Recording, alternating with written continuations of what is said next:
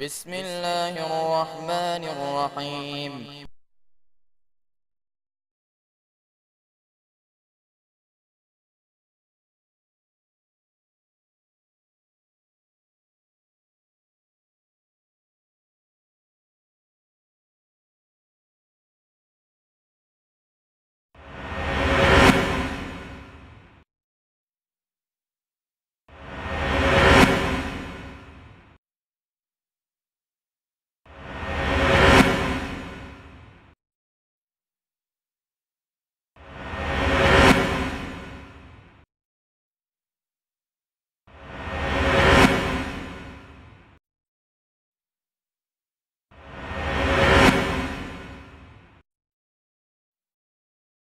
إن الحمد لله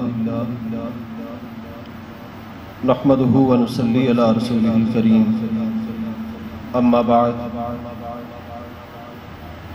فأعوذ بالله السميع العليم من الشيطان الرجيم بسم الله الرحمن الرحيم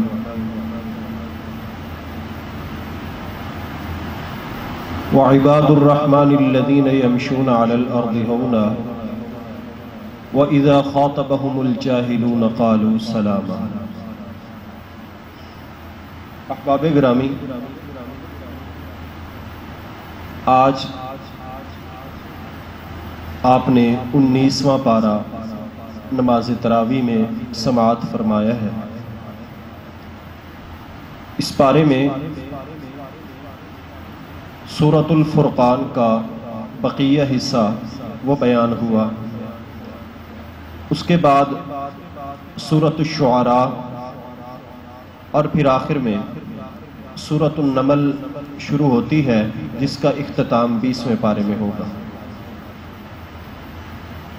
سورہ فرقان مکی سورت ہے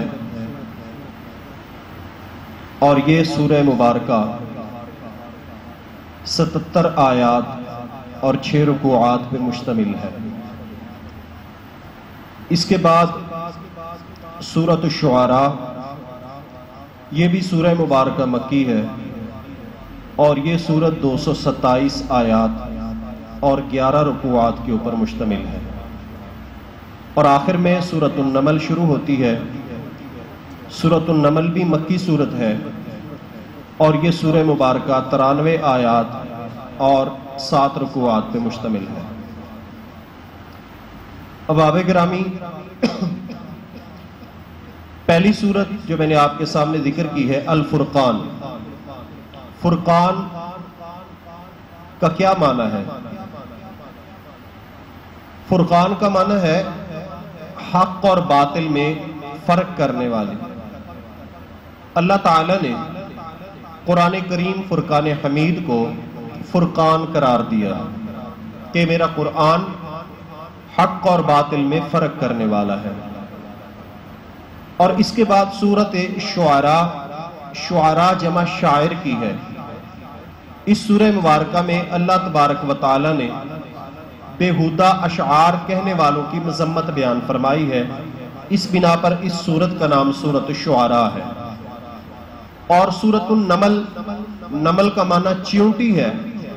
اس سورہ مبارکہ میں اللہ تعالیٰ نے ایک چیونٹی کا تذکرہ فرمایا ہے، جس کی بنا پر اس سورت کا نام سورۃ النمل ہے۔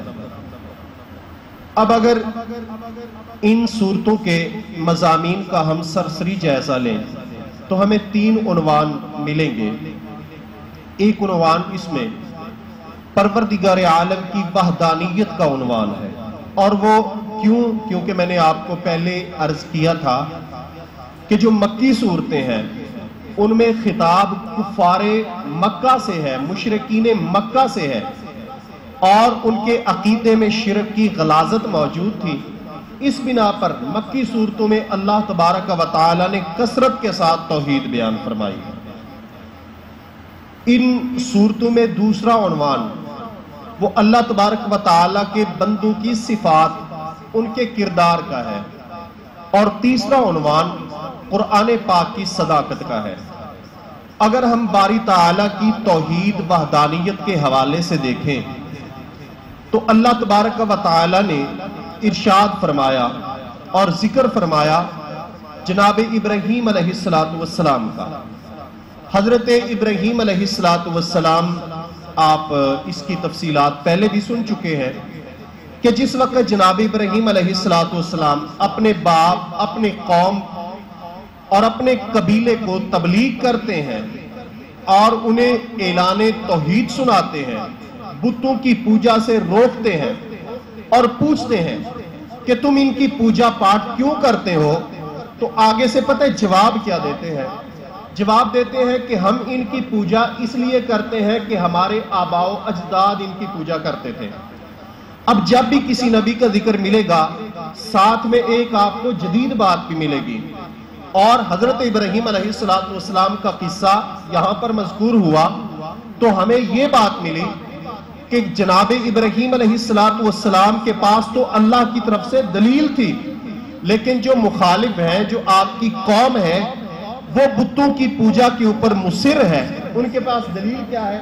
हमारे आबाओ अजदाद, हमारे बुजुर्ग, हमारे वडेरे, वो ये करते थे, हम करते हैं। इसलिए अजीज भाइयों याद रखिए, वडेरे, बुजुर्ग, आबाओ अजदाद ये दलील नहीं हुआ करते। दलील क्या है? दलील अल्लाह तबारक व तआला का कुरान और पैगंबर करीम सल्लल्लाहु अलैहि वसल्लम की सुन्नत हुआ करती है।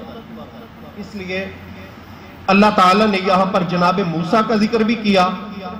और आपको मैं एक हजरत इब्राहीम और हजरत मूसा के हवाले से मुश्तरका बात बताऊं।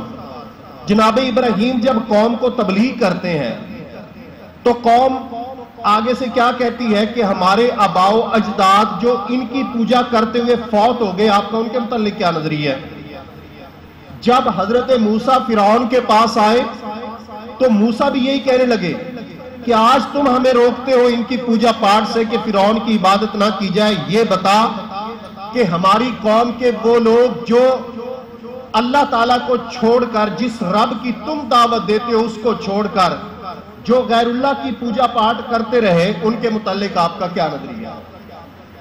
क्यों कहा ऐसा? इसलिए कि कौम अपनी हमीयत में, खानदानी गैरत में, असबियत में हक कहने वालों के खिलाफ हो जाए। जब इब्राहीम से यह पूछा जाएगा कि वो लोग जो फौत हो गए उनके मुताल्लिक क्या नजरिया जो शिरक करते रहे, हजरत इब्राहीम अलैहिस्सलाम जब कहेंगे कि वो जहन्नम का ईंधन है, तो कौम सारी की सारी मुखालिफ हो जाएगी कि इसने हमारे अकाबिर की तौहीन कर दी।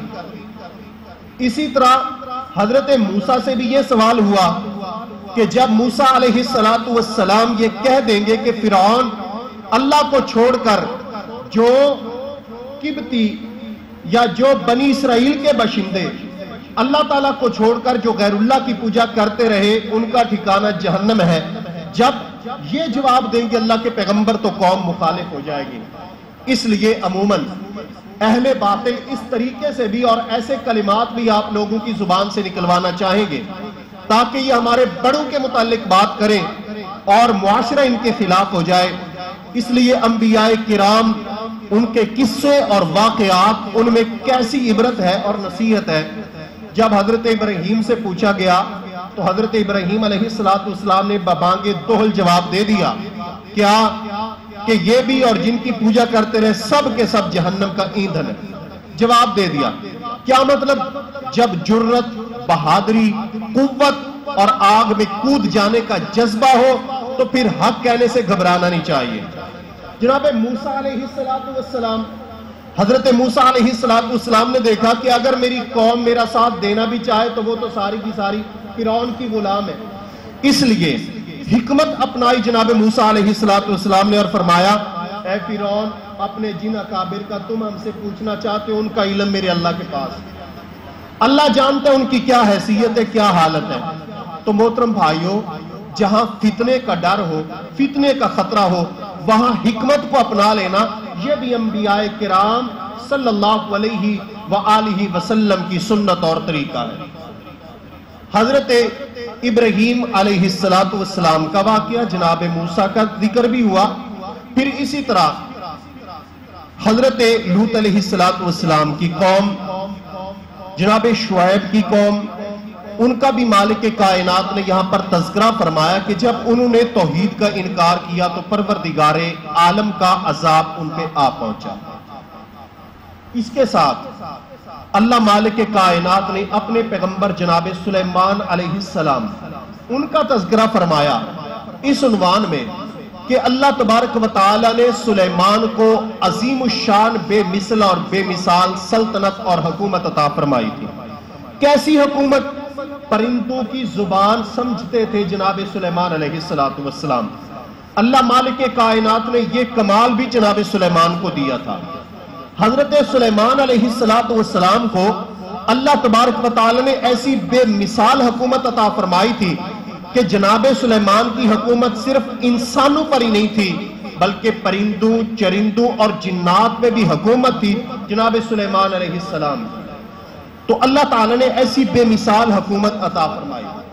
رسول اکرم صلی اللہ علیہ وآلہ وسلم ایک بار نماز پڑھا رہے ہیں تو دوران نماز رسول اکرم صلی اللہ علیہ وسلم نے فرمایا کہ شیطان جن میرے پاس آیا اور میری نماز میں خلل ڈالنے کی کوشش کرنے لگا۔ امام کائنات نے فرمایا میرا دل چاہتا تھا کہ میں اسے پکڑ کے مسجد نبوی کے ستون کے ساتھ باندھ دوں اور صبح مدینے کے بچے اس کے ساتھ کھیلیں، لیکن پھر میں نے کیوں نہ باندھا؟ مجھے اپنے بھائی سلیمان کی دعا یاد آ گئی کہ اے اللہ مجھے ایسا ملک عطا فرما جو کسی اور کو نہ ملے۔ تو اللہ تعالیٰ نے جنات پہ حکومت اور غلبہ جناب سلیمان کو عطا فرمایا تھا، اس لیے میں نے جن کو چھوڑ دیا، باندھا نہیں۔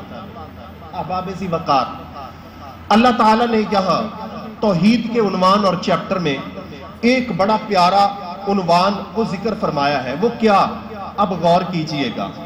وہ یہ کہ اللہ کی پہچان صرف انسان کے دماغ میں نہیں، اللہ کی پہچان حیوان کے دماغ میں بھی ہے، اللہ کی پہچان پرندوں کے دماغ میں بھی ہے۔ پرندے بھی اللہ کو جانتے ہیں، چرند بھی اللہ کو جانتے ہیں، حیوان بھی اللہ کو پہچانتے ہیں۔ حضرات گرامی، اب غور فرمائیے، میرے مالک کائنات کا اعلان ہے کہ لوگوں ہر چیز اللہ کی تسبیح بیان کرتی ہے، پرندے بھی اللہ تبارک و تعالیٰ کی تسبیح بیان فرماتے ہیں۔ یہ بکواس کرتا ہے جو کہتا ہے داتا دے دربار چڑیاں بول دیا، جھوٹ بولتا ہے، یہ کذاب ہے۔ لوگوں، چڑیاں جب بولتی ہیں وہ داتا کے گن، لاہور والے داتا کے گن نہیں گاتی، وہ عرش والے داتا کے گن گاتی ہیں۔ جب پرندے بولتے ہیں، قرآن کیا کہتا ہے کہ وہ کسی زمین والے، کرنی دھرنی والے کے گن نہیں گاتی، وہ تو عرش والے کے گن گاتے ہیں۔ پرندے، میرے مالک نے فرمایا پرندے بھی اس کی تسبیح بیان کرتے ہیں، پرندے اس کی توحید کو جانتے ہیں، حیوان اس کی توحید کو جانتے ہیں۔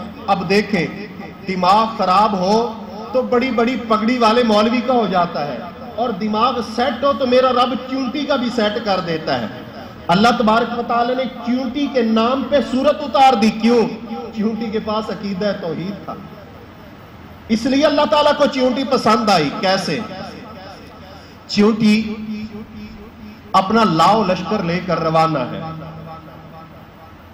پورا لشکر لے کر، جماعت لے کر روانہ ہے۔ حضرت سلیمان بھی روانہ ہے۔ اب دیکھیں بے مثال حکومت اللہ تعالیٰ نے عطا فرمائی۔ جناب سلیمان کدھر جا رہے ہیں؟ حضرت سلیمان علیہ السلام اپنے ساتھیوں کو جمع فرما کے جا رہے ہیں کہ اللہ تبارک و تعالیٰ سے بارش کی دعا کریں، بارش کی دعا کرنے کے لیے۔ ادھر چونٹی وہ بھی لشکر لے کر جا رہی ہے کہ اللہ تبارک و تعالیٰ سے بارش کی دعا کریں۔ حضرت سلیمان علیہ السلام کا لشکر چونٹی کی طرف بڑھنے لگا۔ چونٹی اللہ تعالیٰ سے دعا کر رہی ہے کہ اللہم انا خلق من خلقک لیس بنا غنن عن سقیاک، اے اللہ ہم بھی تیری مخلوق میں سے ہیں، جہاں بڑے بڑے انسان، فرشتے، جنات، عظیم الشان مخلوق وہ تیری تخلیق ہے، میرے اللہ ہم چھوٹی چھوٹی چونٹیاں یہ بھی تیری تخلیق ہے، پروردگار عالم ہمیں تو نہیں پیدا فرمایا ہے، اس لیے اے اللہ اپنی مخلوق پہ، چونٹیوں پہ رحمت فرما، جیسے انسانوں کو بارش کی ضرورت ہے ہمیں بھی بارش کی ضرورت ہے، بارش عطا فرما۔ جناب سلیمان کا لشکر دیکھا تو قائد چونٹی، رہنما چونٹی اپنی ساتھیوں کو کیا کہتی ہے उदखुलू मसाकिनकुम ला यहतिमन्नकुम सुलेमान वजुनूदुहु, कि ए मेरी सहेलियों सब अपनी अपनी बिलों में घुस जाओ, चली जाओ वापस। अल्लाह के पैगंबर सुलेमान का लश्कर आ रहा है, कहीं ऐसा ना हो कि सुलेमान और उनका लश्कर तुम्हें रौंद दे, और चूंटी ने अगली बात भी कर दी, तुम्हें रौंद दे इस हाल में कि उन्हें पता ही ना चले, इल्म ही ना हो कि हमारे पांव के नीचे चूंटियां आ गई हैं। दो तरीके के नजरिए और अकीदे चूंटी ने समझा दिए, छोटे से दिमाग वाली चूंटी ने बड़े बड़े दिमाग वालों को। क्या?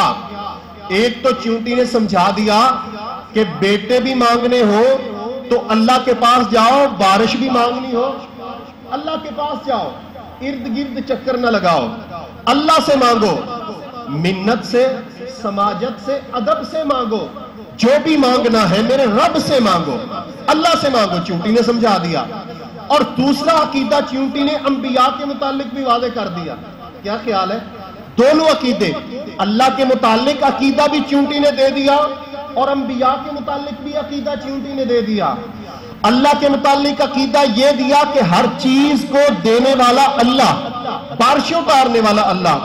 और अंबिया के मुतालिक अकीदा यह दे दिया कि लोगों देख लो वो सुलेमान जिसको अल्लाह ने बेमिसाल हुकूमत अता फरमाई, जिसको रब्बुल जलाल ने हैवानों पर, इंसानों पर और जिन्नों पर हुकूमत अता फरमाई, जिसको मालिक कायनात ने चींटियों की जुबान समझा दी, वो सुलेमान भी आलिमुल गैब नहीं। चींटी ने क्या कहा?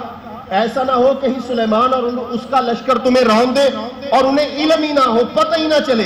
तो चींटी ने क्या बताया कि नबी के पास अल्लाह की वही जरूर होती है, इल्म गैब नहीं होता। अहबाब गिरामी, जब चींटी की दुआ जनाब सुलेमान ने सुनी, बारिश मांगने के लिए जा रहे हैं, हजरत सुलेमान अपने लश्कर को कहते हैं वापस चलो, वापस चलो। प्यारे सुलेमान, हम तो बारिश मांगने के लिए आ रहे हैं। फरमाया वापस चलो। बारिश तो मांगी नहीं, फरमाया फिर भी वापस चलो। बारिश हो जाएगी, फरमाया हो जाएगी।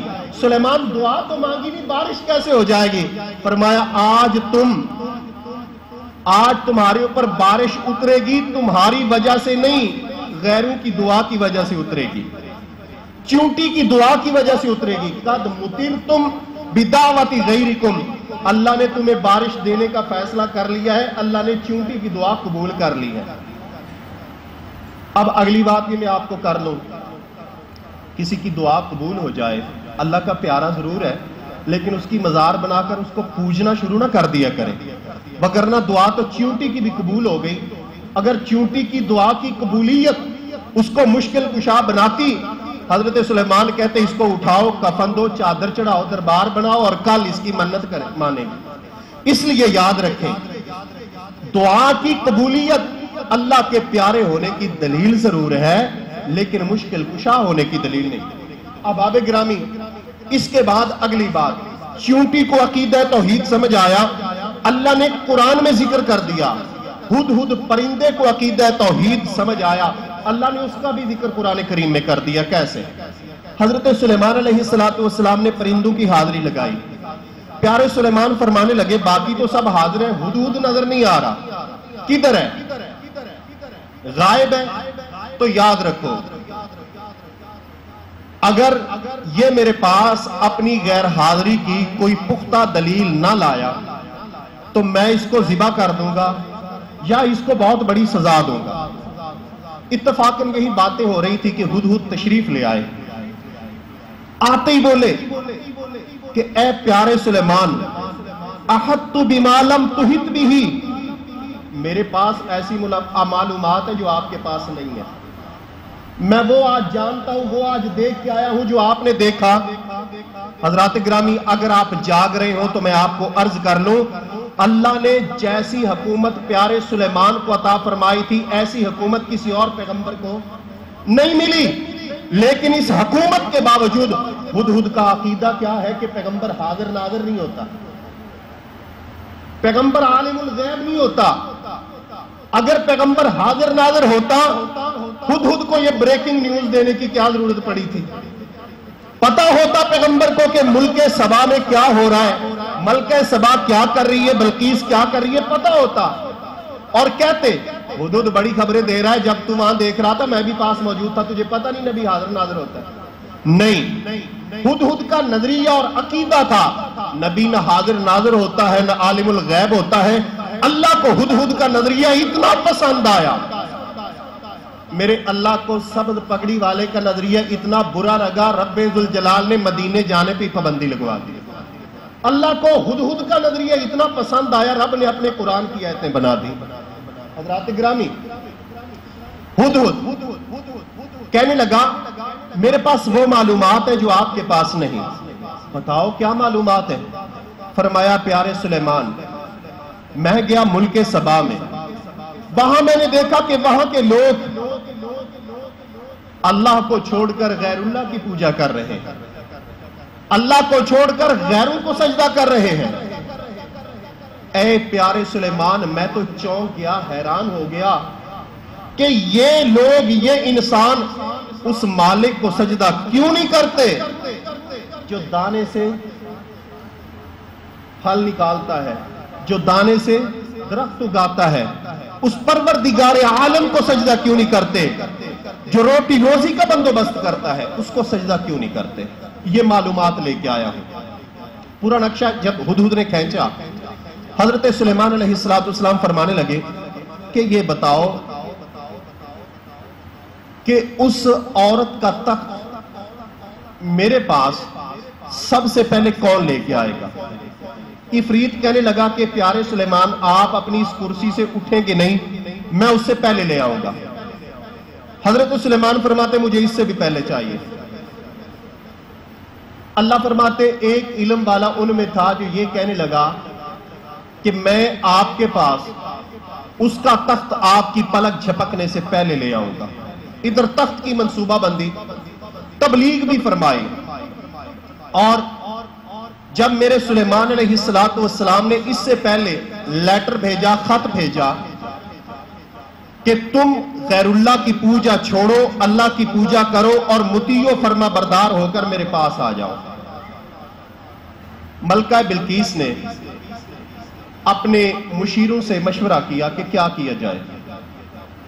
انہوں نے کہا کہ آپ جو کریں ہم اس کے پابند ہیں، لڑنا چاہیں تو ہم اس کے لیے بھی تیار ہیں۔ ملکہ بڑی سمجھدار تھی، کہنے لگی کہ آپ کو علم ہے کہ یہ حکمران اور ملوک جب کسی زمین پہ داخل ہوتے ہیں تباہ و برباد کر دیتے ہیں، اس لیے اگر ہم لڑنے کا پروگرام بنا لیں تو کہیں ہمارا ملک تباہ و برباد نہ ہو جائے۔ میں ایسے کرتی ہوں، کوئی بہترین گفٹ اور ہدیہ بھیجتی ہوں، جب میں تحفہ بھیجوں گی قبول کر لیا تو امید ہے ہم بچ جائیں گے، قبول نہ ہوا تو پھر آگے سوچیں گے کیا کرنا چاہیے۔ جناب سلیمان کے پاس تحفہ آیا، جب تحفہ آیا حضرت سلیمان علیہ السلام نے فرمایا کہ تم یہ دنیاوی مال دے کر مجھے راضی کرنا چاہتے ہو، اللہ تبارک و تعالیٰ کے مطیع اور فرما بردار ہو کر میری نبوت کو قبول کرتے ہوئے یہاں پہنچو۔ حضرات ذی وقار یہ پیغام پہنچا۔ ادھر اسی دوران جناب سلیمان علیہ السلام نے تخت کی پلاننگ کی، ادھر سے قوم روانہ ہو گئی، بلقیس روانہ ہو گئی، حضرت سلیمان نے تخت منگوا لیا۔